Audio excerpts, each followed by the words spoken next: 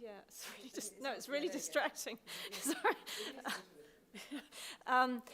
So this is a panel that I think we all had a load of fun preparing, and the basic idea is to save all of you loads of time. So, I mean, the original idea was 10 things I wish someone had told me earlier about leadership.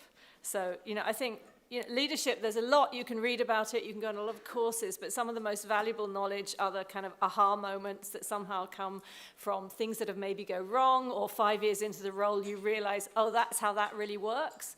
And basically the idea of this whole panel is a group of 3 incredibly experienced newsroom leaders kind of sharing their aha moments, the really kind of hard-won bits of knowledge they have learned that they are offering to the room in terms of kind of accelerating your leadership. And we'd like to make this really interactive. We can do questions, but we'll need to repeat the question afterwards. But so also if any golden tips in the room as well, so please feel free to share. This isn't an exhaustive list. So kind of the context, I think what was really clear during COVID is how tough that was for newsroom leaders, actually. There were kind of multiple tasks. There were, getting great journalism done, hitting targets while working remotely, the whole issue of kind of looking after staff when they're at home, when they're in the office, a lot going on, and the permanent backdrop of kind of just pushing through digital transformation. And there were all kinds of really fundamental issues, I think, that emerged as the boundaries between home and work and, the pastoral aspects of leadership and the tough performance aspects all kind of came together. And I think for a lot of leaders, issues like, how is your time best spent? Do you need to protect time? What should you stop worrying about? Because a lot of people actually have ended up with a leadership load that is really too significant to manage without burning out. And it's no good if the leaders burn out. They cannot then protect other people from burning out. Is there a kind of personal toolkit you really need? What is in that? How do you get buy-in for change? What are the big no-goes? Even actually, when is it time to hand in, to quit? So we're kind of looking at all of those issues today. Broadly, it falls into 2 groups. One is kind of managing yourself, your relationship with yourself, how you approach the role of leadership, and the other is kind of how you manage your relationship with others. So before we start, I just kind of would like the panel to introduce themselves, the kind of leadership they've been doing. So, Inki, let's start with you. Yeah, hi, good morning, everyone. Oh, is it open? There we go. Good morning, everyone. Great to see so many this early in the morning. So my name is Inga Thordar. I am the former executive editor of CNN Digital, where I ran a team, a global team. And before that, I was at the BBC. When I left, I was the senior editor on the world side. I think that's my kind of sort of, did you want to say what kind of leader I am? Just kind of maybe number of people or kind of news cadence you were doing. So I was doing the sort of good old-fashioned everyday news, so anything from breaking news to features and analysis. I was doing mainly digital at CNN, but at the BBC it was across the board, TV, digital, so very multi-platform. I think my team was about 60 by the time I left CNN. And at the BBC, it was there's a lot of work around managing between teams, so the sort of stakeholder management there was great, and I think that probably sums it up. Jane. Good morning. My name's Jane Barrett. I'm the global editor for media news strategy at Reuters. In the current job that I'm in, I am looking after very much more kind of, as the name suggests, kind of more strategy and innovation. Which means that in my current leadership role, I have to lead a lot by influence rather than by direct management. And this is kind of probably like the 4th main leadership type role I've had. And I've sort of done leadership in a startup within Reuters, leadership on the real-time news file, as Inki has been saying. And then a big piece of transformation where I did have a team, but it was very much, I had to dream up something new and lead people to this new place that they couldn't necessarily see yet. And then that's led into this strategy job. So I'll probably be speaking from all 4 of those pools of experience. Alison. Hi everyone, it's really nice to be here. So I'm Alison Gow. I am the Audience and Content Director for the Northwest with RISJ PLC, which is the UK news publisher, owns the Mirror, the Express, and also brands such as Manchester Evening News and the Liverpool Echo, which actually are in my portfolio. So I'm a former newspaper editor in the regionals. I'm a former digital editor, and I currently have 4 newsrooms kind of in my remit, which is a mix of new editors, new to the job, and some really experienced editors who've been there a long time. So I kind of see both sides of what people need from me as their leader. I've also got the portfolio for training within RISJ, so I'm lucky enough to kind of be involved with everything from the Certificate of Journalism for our trainees up to editor development. And I run the Laudable project, which was set up in association with Google, and that's audio for local news, and that involved bringing podcast producers in to work with our newsrooms for the first time. So that's kind of my remit. Thanks. Okay, so we're going to kick with the absolute basics, which is going under the heading of keeping open space in your day. So when we were preparing this, Jane, you were talking about this issue of when you move into a leadership position, you kind of cross a Rubicon. You're no longer kind of accountable, you're actually designing, shaping other people's days, and the importance of kind of building time in to reflect. So can you share a little bit about your thoughts on that? Yeah, sure. So this was something that somebody told me that I should be doing much more of about 3 or 4 years ago. So building space into your day that you can really do some thinking. And my immediate reaction was to look at them with sort of desperation in my face and say, are you kidding me? Like, when? Have you seen my diary? Look how busy everything is. When am I supposed to get time to think? Like, maybe when I go down and get a coffee, maybe that's when I can do some thinking. But actually, what I then started to do was to try and head that problem off and actually put sort of gaps in my diary where I would block it. And I have them still now. It's just a very practical tip, is just to have sort of 2-hour, 3-hour, whatever blocks, which just say, keep free. And if there's something massively urgent, if there's a fire I need to put out or something, then of course I can morph that. But just actually building in that gap has actually given me, I think, a psychological permission to understand that thinking is actually a critical part of being a leader. It's not a nice to have. It's not a privilege. Oh, what's Jane doing? She's going for a walk for 2 hours. That's nice in that position. But it's truly like, if you don't do the thinking, then you don't know where you're leading people. You can't come up with new ideas if you're just trying to manage things all the time. And so during the pandemic, actually, it's been a really interesting way of developing this idea of sort of keeping space in your diary and creating space in your mind and trying to get away from the way that things are being done now and try to elevate to a different place. And in the first lockdown in the UK, you were only allowed, apparently, but you were only allowed to go out of your house for 1 hour a day and to go for a walk. And what I realized was that in the busyness of that first bit of COVID, we were all so rushing around and so busy, and actually getting out for that hour a day and just walking. At first, I would do meetings while I was walking, and then I realized, actually, when I was doing those meetings and I was walking, I was coming up with much better ideas than when I was sitting at my desk and talking and coming up with ideas.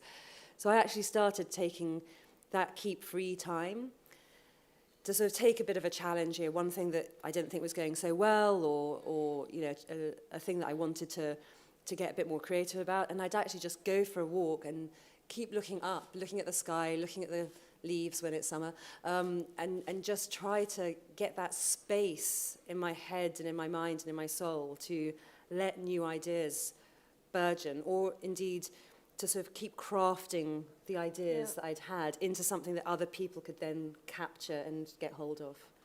I mean, of course, the thing that keeps you from doing that is meetings, right? Oh. The meeting creep. And you have some really aggressive ideas around beware getting meeting creep under control and being really focused about only participating where you can add value.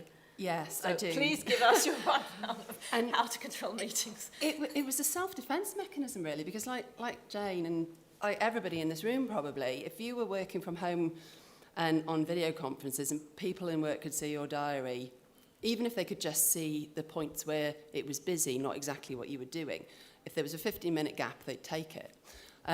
So this is only recently, I sat down and thought, I am going from meeting to meeting to meeting. I'm not thinking about what I'm doing. I'm not doing the work that I have that day. It's just being thrown forward to the next day, which is full of meetings. So I gave my head a wobble and I drew out a matrix of what is important to me in a meeting, what I contribute to it, what I'm offering the business by being in that meeting. Was it valuable to me? Did I take away actions? Did I even open my mouth?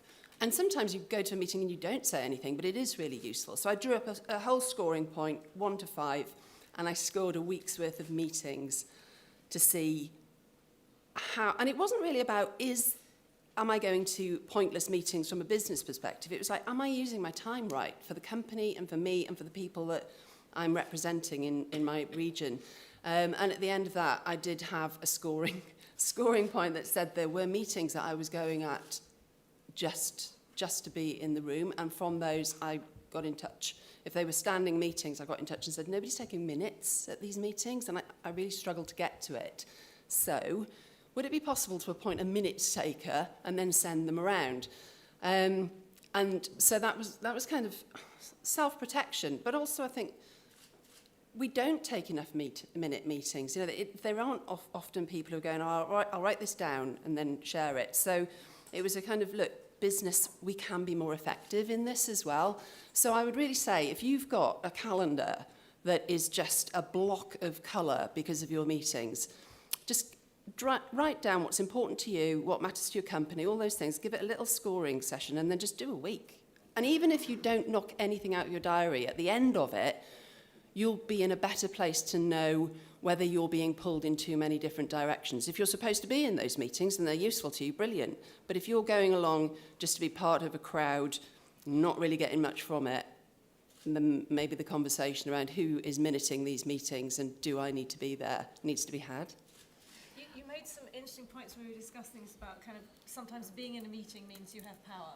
You have knowledge, you have power, so there is can be a reluctance to, there can be a reluctance to let a more junior person go. I mean, have you? Yeah, I think there is a real thing around, like, in the kingdom of the blind, the one-eyed man is king, isn't it? And that whole kind of, I'm in a meeting, so I know what's going on, and then I can control who I share that information with. And I think letting go of that and thinking, you know, bringing people through, having that I need to help this person step up and be in that meeting and have the power of listening to other people and who are like maybe a level above them and stretching themselves and feeling like, you know, they are being tested a bit by being there and that they're getting like invested in by being trusted to do that. I think it's a really important team development aspect. So having that, you know what, I don't always need to be in a meeting.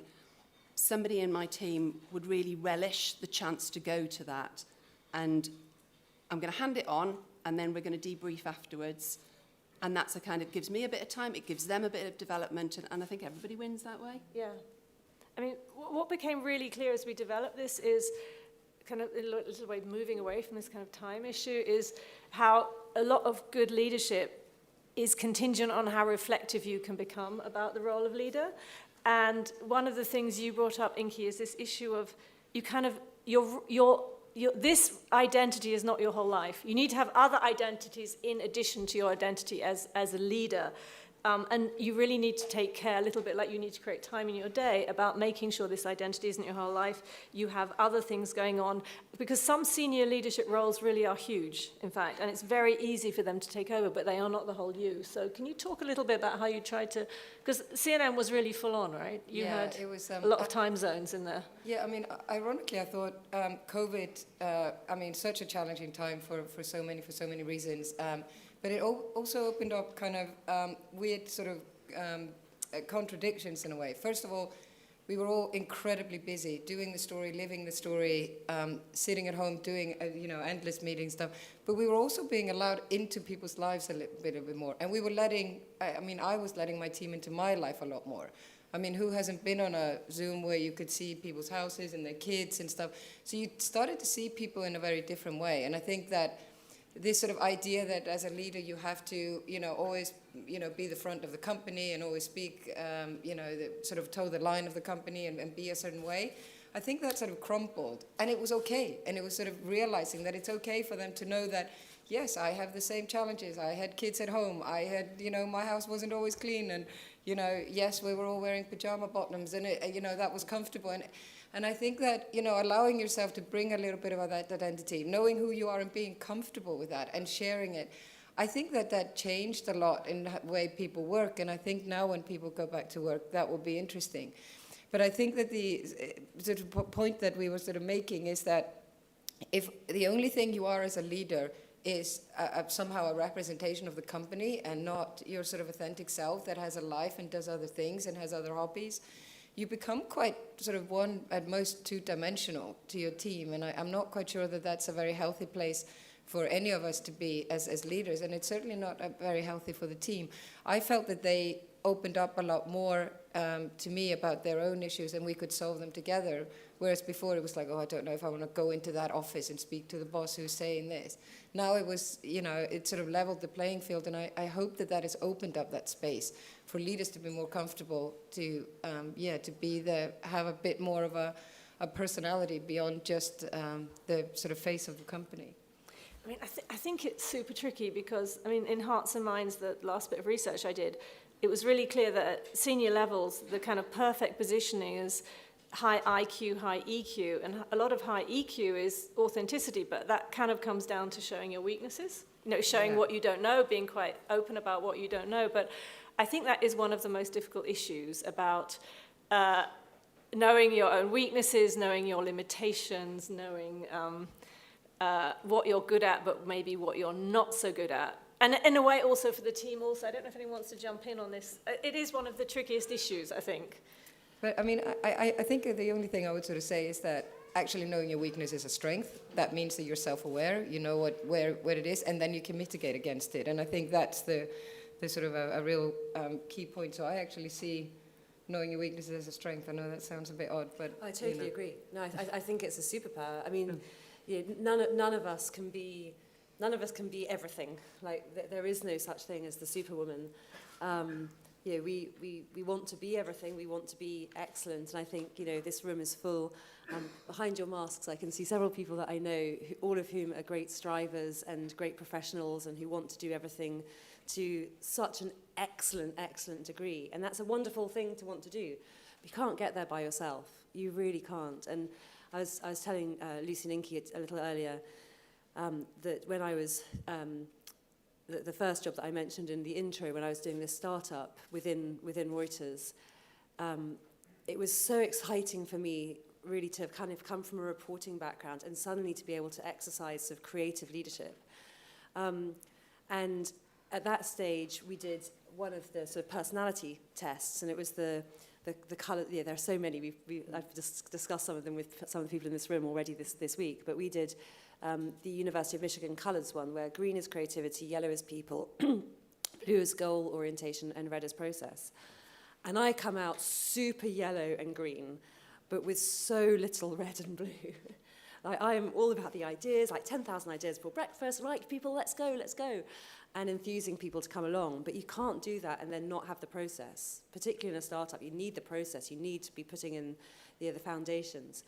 And I hired an excellent, excellent woman called Karen Stroker as my number 2. And she was all red with a bit of blue as well. And we just worked so well. We were like the two pedals on a bicycle. We were on opposite sides, but we kept each other going. And so knowing my weaknesses through that test was so helpful because it showed me who I needed on my team to not only make up for my deficiencies, but also to help lead the team, because the team needed the process as well. Otherwise, I was going to drive them crazy with my creative madness. So it was a really nice partnership by knowing myself. So I know that one of my weak points is that I feel very responsible to solve a problem if somebody comes to me with it. And I can't always, if it's an operational problem around Reuters, I can't solve that. So I've actually said to my editors now that I'm not going to be able to solve problems, but I will listen to them and we can talk about solutions. So I've kind of gone, look, I'm really bad at doing this, so I need you to help me stop doing it. So actually putting that out there, and I will work with them on a solution, but me listening to a problem and then going, okay, well, what you need to do is this, this, this. It's not, it might be perfect in my mind, but I'm not close enough to it, and they may not feel able to say, you know what, that's not going to work. So saying, I'll listen, we'll talk about it, and then maybe discuss who you need to go to or what you could start to put in motion to solve that. It's less stressful for me as well, and it's definitely less stressful for them. Was disclosing it, did that take stress? I got to the point where I was like, if I don't be open about this, then I'm going to spend the next 2 years, because they've already been working for me for 2 years, I'm going to spend another 2 years not solving important issues, but everybody kind of not talking about. So I'm just going to say, look,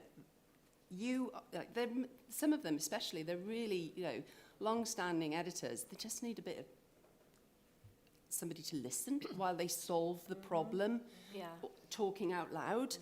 So yeah, me actually stepping back and having that reflective moment, I think it's helped everybody.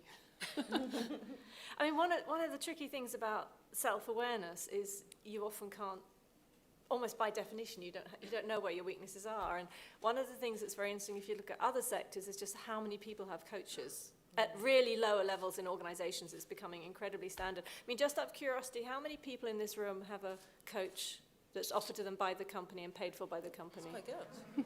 Okay, that's good. I mean, because I think there comes a point where you need that external view, in fact, to give you reflection and to kind of get you out of the bubble in which you're in. Because I know with me, before I did what I did now, I managed in media organizations, and the thing I found was really important was knowing in HR there's this concept of halos and horns. You're kind of unconscious.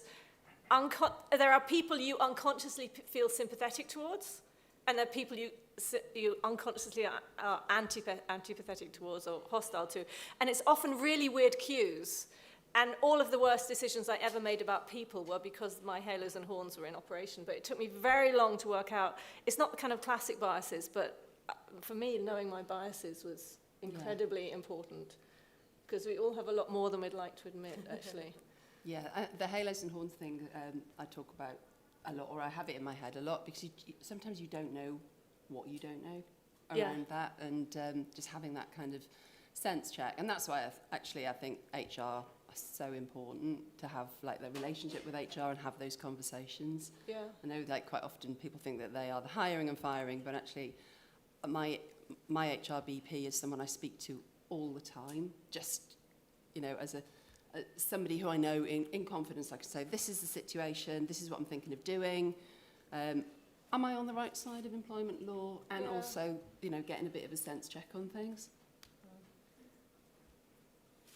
Want to jump in then? No? Okay, in terms of building kind of external impulses coming in, I mean, how does that, you talked a lot about the importance of an external network as well as the internal one? Yeah, I mean, that's why RISJ is so brilliant. I mean, building an external network I find so critically important. I think that, the women here on this panel are, I'm lucky to count as friends as well as sort of colleagues in the industry, and many people in the audience as well. And I know that with so many of you, I've had conversations where in confidence we can kind of share the things that we're excited about, we're worried about, that we see as frustrations. Many of us do sort of these development roles, which can be really quite, just hard work. And it was only really, I don't know, about 6 years ago that I really started to focus a lot on building an external network of support rather than just other people I knew. And then it was about, this is probably showing my weakness, but it was only probably about 3 years ago that I really started to go and seek out an external network outside of journalism to understand what other people were talking about in other areas. So like a friend of mine works in insurance. It has virtually nothing to do with journalism, but some of the issues around people, some of the issues around leadership, some of the issues around dealing with difficult internal stakeholders are so similar, because at the end of the day, we're all human beings. And what I found is that by having that external network, by being able to share things, by being able to encourage each other and sometimes to bitch and moan with each other, is just such a release, like a pressure valve, just letting you just get some more energy, some new ideas, to feel listened to. And particularly, like, it's lonely at the top. You know, like, the higher up you go, the fewer people you can really talk to internally, and also the more political it gets. And like, if I tell that person, then they could use that against me. And so I think it's increasingly important, therefore, to have that external network that you can be really honest with. I mean, you are extremely good at networking. Do you have a strategy for things like Perugia you could share? I mean, when you think about Perugia, do you say, I'm going to try and have these types of meetings? Do you have a list of people? Give us your insider tips for Perugia, because you do it really well.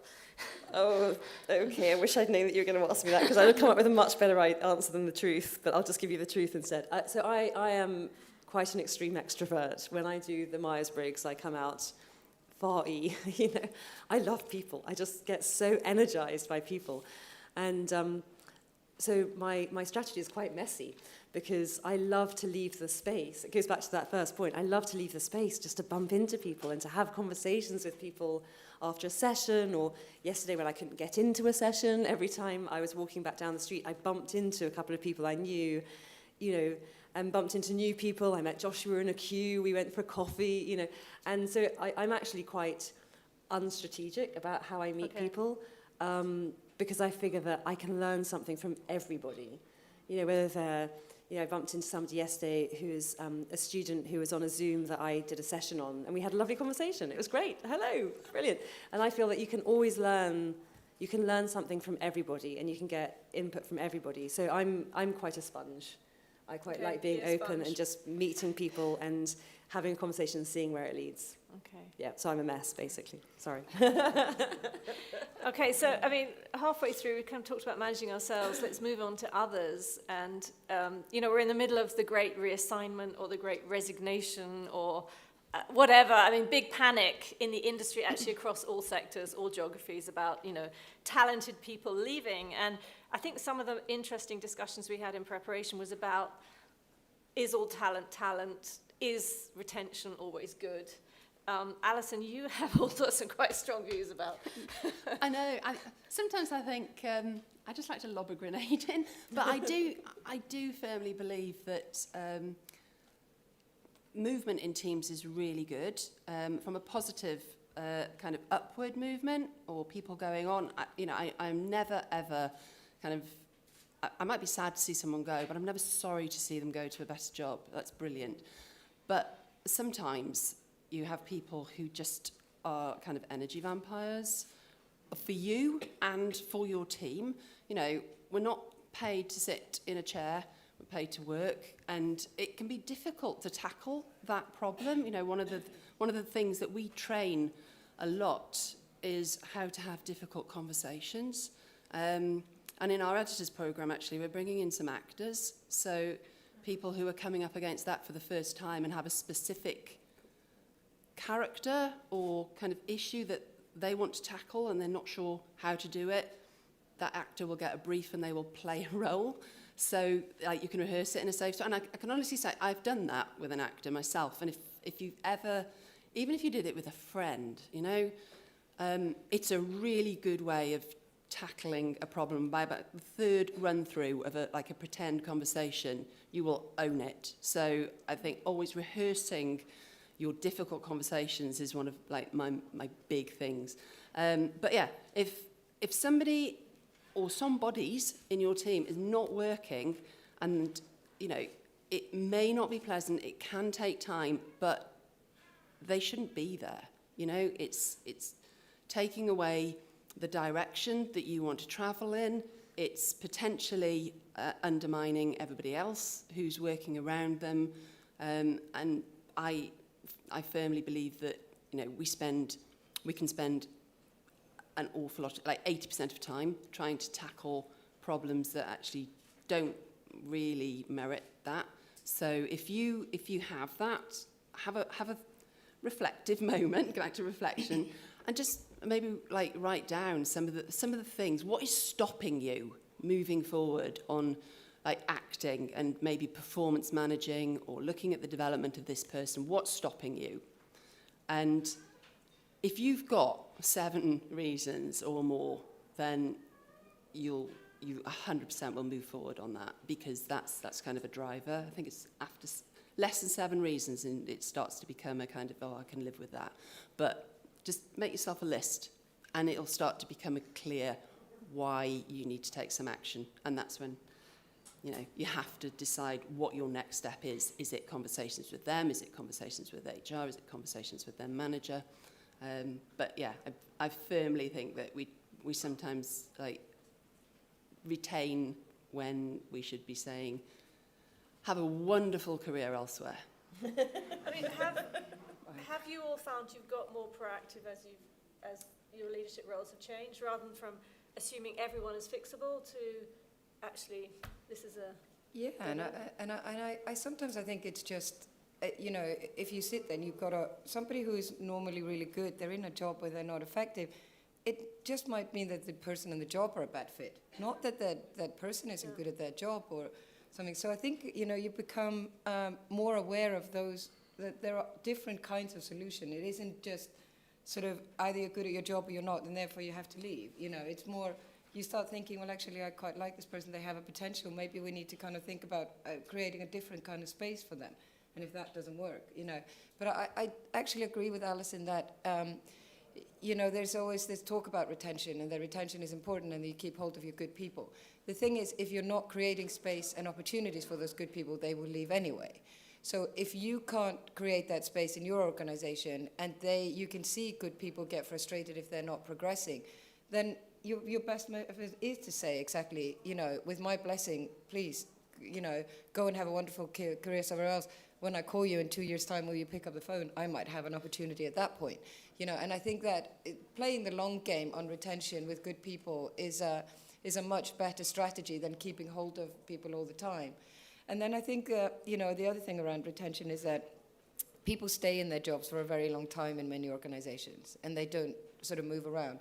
And I think sometimes looking at that group, sometimes it's because people are genuinely happy doing what they're doing. And in journalism, because your career is so kind of vertical in many ways, it's, you know, you go from being a journalist to a senior journalist or a columnist or whatever, and you sort of move up that ranking. And I think some people are just happy doing that. They just like doing journalism, and that's what they want to do. And you have to somehow figure out how to keep them doing that. But then there are others who are sort of coasting, and that's where your kind of problem is. And that's where you end up having 80% of your time because they don't want to move. You would like them to move, you know, and you end up in that, you know. And I think that's the area that is the trickiest to deal with.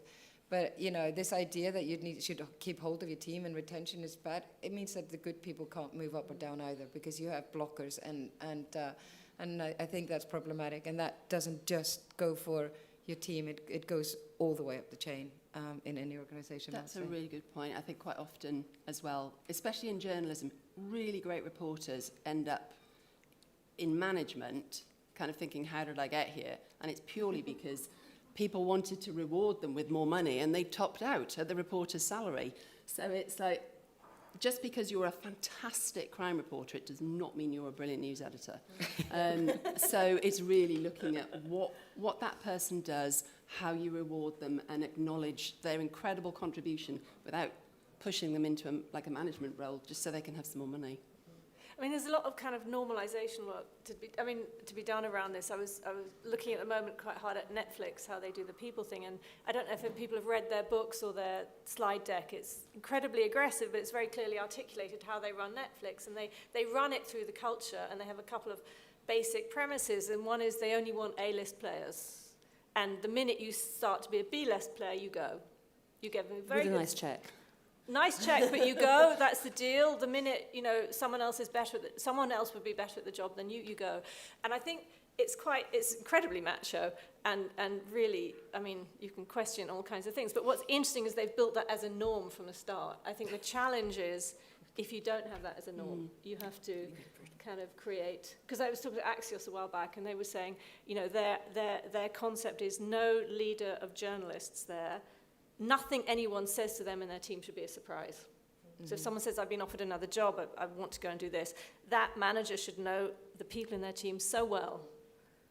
But I mean, that kind of requires upfront incredibly proactive level of knowing the people and in your team, and really at a deep level who they are, what they want, where they want to go, what their aspirations are. And I guess the question is, I mean, all management recipes say you should do that, but is there really time to do that against the news cycle that's been as crazy as it has been, and digital transformation plugging away in the background? I think you have to make time. Interestingly, at RISJ, we've brought in mandatory monthly check-ins with your direct reports that you have to tick off in our kind of HR system. And to be honest, I don't think that that's really interrupted anyone's life, because if you're like a leader on a team or a manager, you're already doing that. So it's just like at the end of the day, it's like, oh well, I've got to tick to say I've had a meeting with Matt now. But I genuinely think that, particularly on a Monday, if you're having a meeting with somebody and it's like their sort of performance meeting, shall we say, you cannot say, let's launch straight into that. You have to have a kind of, hello, human being, how are you? Let's have a quick conversation about your weekend, and then we'll transition into work. You shouldn't just have that kind of business head on, and you should also look at people's body language when they're talking to you, which is, I think, so much easier actually in the world of Zoom, because people forget that they're looking at you, like that you're looking at them. And sometimes I can see people like in meetings and it's like, oh, that person has a point that they want to make and they don't know how to. Or, you know, if you're talking to someone and they're explaining something, there's hair raking going on, it's like that, just keep an eye on that person. So I think you have to make time. It's incumbent on us as people who are trusted to lead teams to look after them. Well, it's interesting what you say about Netflix, because I think that if you're going to have that sort of brutal culture, it's really important to let people know what is the criteria for being a type A. You know, if you want everyone to be type A, you have to be really clear. Or in order to be that, you have to reach these milestones, and these are the goals we set. And I think traditionally in the media world, we have not been very good at setting criteria for job or setting goals, because it's such an agile business. It changes all the time. Yeah. You never know what news is going to come, and so it is harder. But I did that work actually. Mainly because I was getting from sort of staff service, we were getting back, we don't know what it is that you want for me to progress, you know. So I just sat down and I said, in order to move from this post to that post, this is what I would expect you to be able to do and what you need to be doing. And it actually sort of calmed things down a lot. So doing that work, it just sends a certain signal. I mean, I don't know if I went to speak to Netflix now, I wouldn't know if I was a type A that suited Netflix. I have no idea what their criteria is. And I think that we kind of just assume that people know what is part of their job and what we expect of their jobs. And then when they don't do it, we're like, well, why aren't you doing what you're supposed to do? And so I think that's sort of part of the issue we have around sort of movement, that we're not doing that job, which I think other industries do much better than we do. And I think that's the hidden crisis behind performance management, because to manage someone's performance, you've got to have laid out very clearly what that job is. Exactly. and what a good job looks like. And in a sector that's evolving, let's put it kindly, often that definitional work has never been done, I think. Can I just jump in on one other thing about knowing people? In my current role, I have very few direct reports, but being a senior woman at Reuters, there are more of us than there used to be, but there probably still aren't enough. But what I've found is that there's a lot of informal people leadership that needs to be done. I love managing people. I miss it in my current sort of list of duties. But what I've done is I've actually sort of filled that gap in my heart and in my interest level by taking on people as mentees, being available for people. When I go into the office now, I make sure I've got lots of gaps in my diary so that people can kind of bump into me and we can just sit down and have a coffee or something and have a chat just to check in on how they're doing, whether they're in editorial, whether they're in commercial or in product or tech or whatever. And I find that actually that informal people leadership, the stuff that they might tell you that they wouldn't necessarily tell their boss, and that you can then encourage them to tell their boss and to be open about and to sort of create some of that culture of authenticity, like Inki was saying before. Like, you know, we've all been in each other's houses now for the last 2 years through Zoom or Teams or whatever. And I think there's a lot of informal people leadership that you can do outside of just the normal management structure, that's really important. And I think you mentioned the great resignation, the great rethink, the great whatever we're going through. And so many people are at that crossroads. I'm sure, Inki's clearly been at that crossroad, which we'll talk about later. But, you know, so many people are at that crossroads, and we're all in it together. And I think it goes back to what Inki was saying about you're not just the face of the company. You've got to be that human being who listens and who uses our experience of what we've walked through for the last 20-odd years to help somebody else walk through that and make their own decisions. I think that's really important too. Well, I mean, I think what you see is the higher talented people are more self-actualized. They are more curious. They are actually the ones with the itchiest feet. And so I think it's incredibly important to know. I mean, I think in general, which are the kind of inner ring of talent and which are the okay talent, but there's always a group of people that you're being really screwed up if they go. I think it's really important to know who those are. But I mean, this issue of collaboration, you're all talking about collaboration. Alison, you talked a lot about, it's not just leading up and down, it's leading out, but also not being too available, always saying yes, always being friendly. This idea about... I'm starting to sound like a monster, aren't I? No, you sound very organised. My messy brain needs an Alison in it. So I think I completely agree, actually. When you're particularly as a senior woman, you do get approached by people who want just a bit of advice, and you're not their manager, and they see that you have that maybe perspective on the business or the industry that they can tap into. So I've had conversations with people who I've never actually met in the real world, you know, but they work in the company, and they just wanted to ask my advice on who they might interact with in editorial about something. It was nothing to do with me. And that is a valuable, it sounds so mercenary, it's a valuable connection for the future.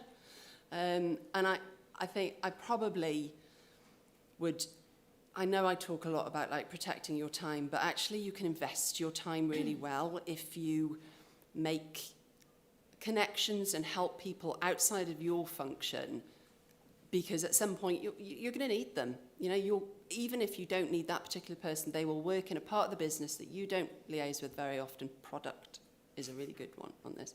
And they will help you because you've got that connection. So that sort of managing outwards, managing upwards is probably the one I'm least good at. I don't know if anybody else here has this problem. I really kind of... Why? What's... Well, I think it comes back to like not wanting to bother the boss because they're so busy. So it's like, I'll just try and sort this. And they could sort it like that if you had a conversation. So having that kind of awareness that I'm not pushing a problem upwards, I'm actually maybe even getting involved in something that I shouldn't be involved in. It's not my responsibility, you know, what is it? Not my circus, not my monkeys.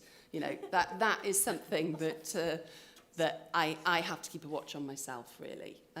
But yeah, I would always say, look at having stakeholders across your, I mean, in a startup, maybe not as important, but if you're in a business that's like got more than like commercial, for example, in it, like if you've got more departments than that, and I would say having stakeholders across it is really important as having stakeholders outside, as we spoke about earlier. You know, having that kind of ability to bring people in to the conversation who aren't part of the company, who can really add value to it.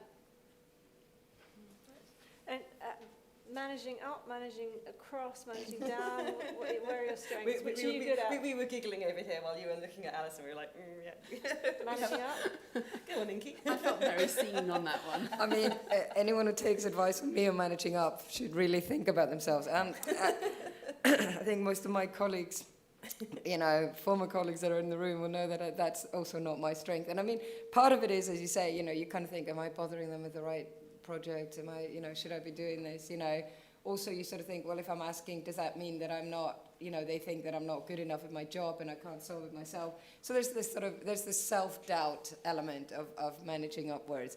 And then there is the times when you just think, actually, I just don't agree with what the boss is doing, and how do I handle that one? Which is a little bit of a trickier situation. And you know, as I said, please do not take this advice, but my approach has always been like very direct and honest, saying I do not agree with what you're doing. It hasn't always been successful, so I'll leave it there. But you know, sorry, just quickly, I talked to Helga last night over dinner about what she would say, and her big rule was I should have been more direct earlier. Interesting. I waited 3 years to raise things with the CEO. I should have raised earlier. So Maybe it depends on the boss you're talking to. Yeah, and I think it depends on the culture as well. Like, you know, how direct do people like you to be? I think my my failure in managing up is, I mean, it's linked, but it's probably looking at it through the other side of the lens, which is thinking that my peers and my bosses are incredibly competent. They're amazing. They're senior leaders, and therefore they expect me to be getting on with the job. So not just that I just need to get on with the job and I don't want to bother them. But I sort of assume, well, if I've been given a job, I'll do the job. Yeah. And then I don't do my own personal PR. And it's something that I've really seen recently. What do you mean by that, personal PR? So some of my peers are brilliant at telling everybody what they've done. And it's not from a point of arrogance. Well, maybe it's from a point of arrogance, I don't know. But what I see is that it's really effective, because they get then seen and they get mentioned, they get turned to in meetings, even if, you know, as often happens, you know, it's been an idea that you've been sharing with them that they've then taken credit for. And they just do their personal PR. They're going around to everyone, having conversations, you know, telling people what they're doing, some of the successes they've had, something that their team has come up with. And they're proactively talking about it to other senior people or people above them, in a way that then sort of like elevates their reputation and their brand in those people's minds. Whereas I'm quite happy just to kind of burrow along, get on with things, lead other people, get us to a good place, and then sort of see what we do, rather than shouting about what I'm doing all the time. I mean, it's probably cliche, but is there a gender dimension to probably. That? Yeah, I mean, I would say that the vast majority of the people who I see doing their own personal PR are men. The vast majority of them, yeah. And the vast majority of people whose ideas are being sold are women. So there are a couple of cases that I can think of where the men have been shouting about the success, and actually the person who's really created the success was the woman in their team. Can I just add, because I was speaking to somebody from a different industry the other day, so I think it's not just a media problem. But one thing that is interesting what you're saying about that is that they said they were planning a leadership sort of session of managing, and they were really good at having, you know, the gender balance was perfect, you know, that there were men and women, and but what she noticed, this boss of the company, was that all the women were doing presentations around, here's how you do things, here's the Excel sheet, here's the kind of prop thing, and all the men were doing the big thinking and the big sort of like, here's the strategy, here's where we're going to go with it. So they thought they were being balanced, but actually the messaging was exactly that, that it's the men who do the big kind of thinking and the leadership thought, and it's the women that do, and that was chime with your sort of rationale. So I think it's, it goes beyond. So I think it's really important to realize who's the doing and who's the talking, and you know, sometimes those things go together, and it can be men or women. But it's an interesting kind of that it's not just enough to count people. It matters what they do. I mean, I guess the message here is you need to strategize that managing up quite hard, actually, in terms of the messaging and the content. I mean, we're talking a lot actually about kind of the subtle boundaries around actually who isn't really talent, where turnover's good. And I mean, the other interesting thing was about, you know, the pressure to collaborate, to reach consensus, and this issue that sometimes actually too much consensus can lead to a kind of impoverished solution. Sometimes someone needs to, I mean, you talked a lot about things being, yes, buttered to death. Yeah, this really is something I feel I experience quite a lot when trying to, and I'm sure people here have had it, trying to affect change in a newsroom that is print focused and like you're the digital voice in it. So about 2008 was like when it really started tipping, I would say, in like legacy mainstream media, and yeah, about a decade of yes buts. So now and I know it's a bit of a cliche, but I have said at the start of things, let's just not yes but on this, let's yes and, because it sets an expectation for how that meeting conversation can go, and particularly in a diverse team where I quite often try and bring in younger team members, so they are involved in kind of conversations at a higher level, and for them to have that kind of bedded in at an early stage, I just think it's probably beneficial to them, because what you don't want is that person going through their career and then landing in front of like the wrong senior manager and going, yeah, but like this is the situation, and you know it can be career limiting. So having like that, come at something where you can't knock it down, you can only add to it, and it might go in a different direction, I think is positive for a meeting. But then I will also say, and this is something that I have to be disciplined about, I can't always get consensus on things, I can't always get people to agree, and at the end of the day, like, I am there to make a decision around what I think is best from a strategic point of view. So if people don't want to get on the bus on an idea, that's okay. The bus is still leaving, and you know they then have a decision around, not necessarily around their career. I'm not saying they then leave the company, but it's like, you may not like this idea, but it's happening, and you know, as a manager, I expect you to positively present it to the team. So Yeah. I mean, I guess that brings us to the last point, which, before we kind of open up for questions, which is this issue of simply knowing when to quit. You know, when is it time? As a leader, you've done your time, you've been in the organisation a long time, or, you know, there are constraints in the organisation, that's all right. So, Inky. Great. But first of all, I think there's two things. One is around sort of projects. I mean, as leaders, it's sort of ingrained in us that we have to keep going. You've got a goal to reach or a problem, and you're going to have at it. It's like there's a boulder in the way, and you're going to go for it. And you keep going and going. And I remember... Sorry. I was saying, yeah, as a leader, we tend to go at the problem and we keep going until it's solved, because we're normally driven, we're normally kind of ambitious, we want to get to where we need to get to. And one of the best advice I was given, you know, a few years back was to say, do you know what, there comes a point when you're just not going to solve this problem, and you have to know that you're going to quit. You're going to stop, you're going to step back, you're going to go home, you're going to watch some, you know, silly movie, have a red wine, or in my case, a Pepsi Max, and, you know, and you're just going to let it go. You're going to let that project go. You're going to, and it's not a failure, it's a decision, you know. So, you know that it's okay to quit something. It's okay to stop doing it, because keeping going is just going to, you know, damage you, it's going to damage the team, and you know, and understanding that reaching wherever you are going to go might actually be counterproductive. So I think that sort of understanding of knowing when to quit in what you're doing and your project is one thing. Then when it comes to your job, and we were talking about retention, and I think that goes for you as well. I mean, you have to sit there as a leader thinking, have I reached the end of where I need to be? Have I reached the goals that I set myself in this role when I started out? And I would say that early in my career, I stayed too long in certain jobs.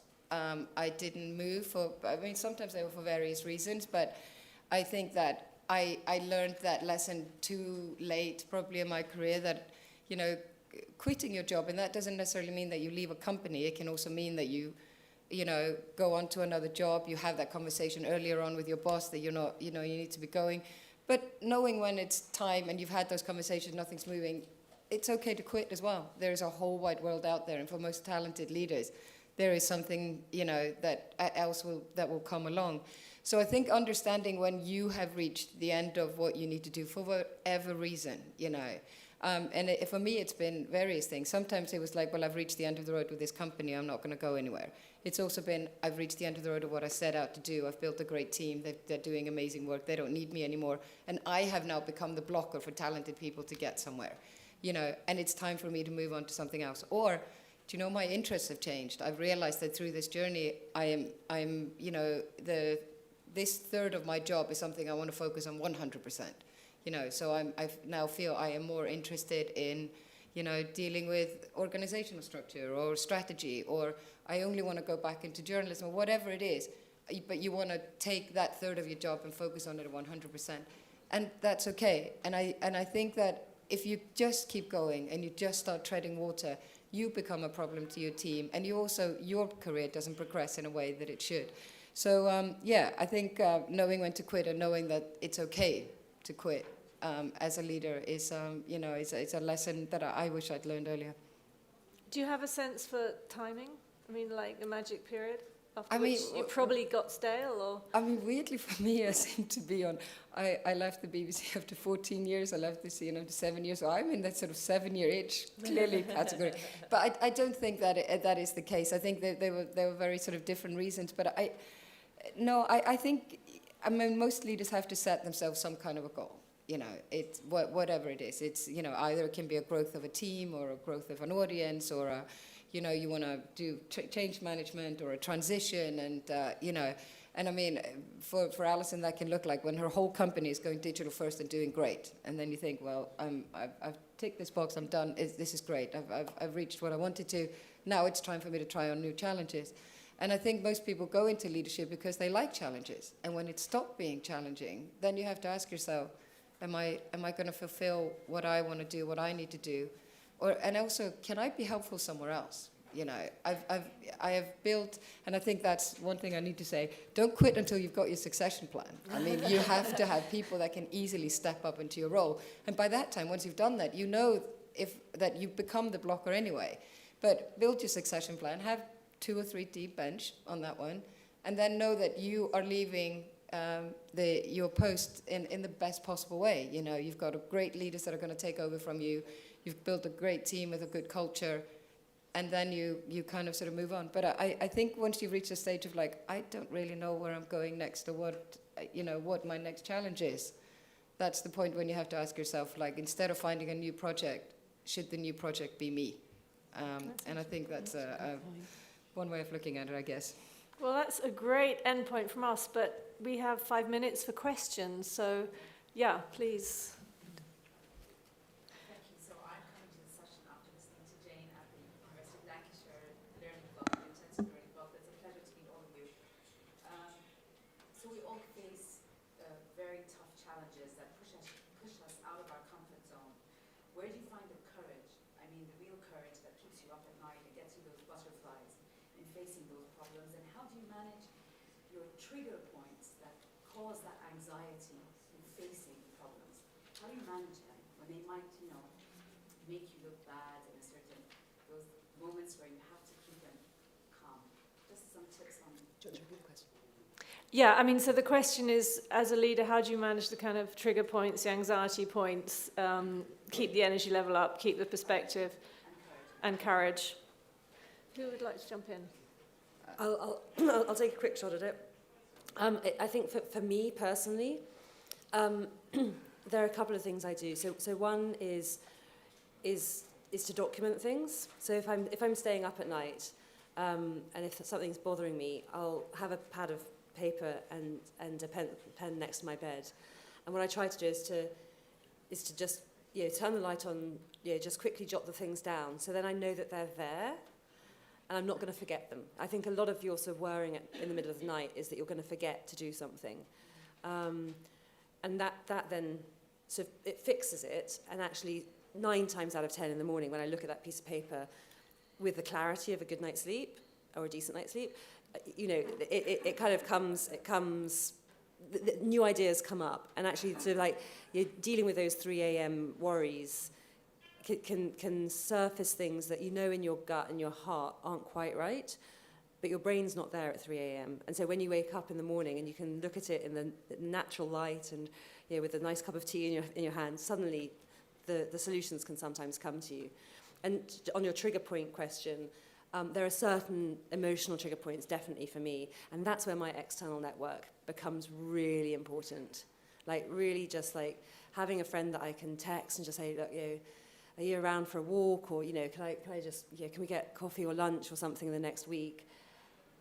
A problem shared is a problem halved sometimes, and so I think making sure that you have support around you for when those triggers happen.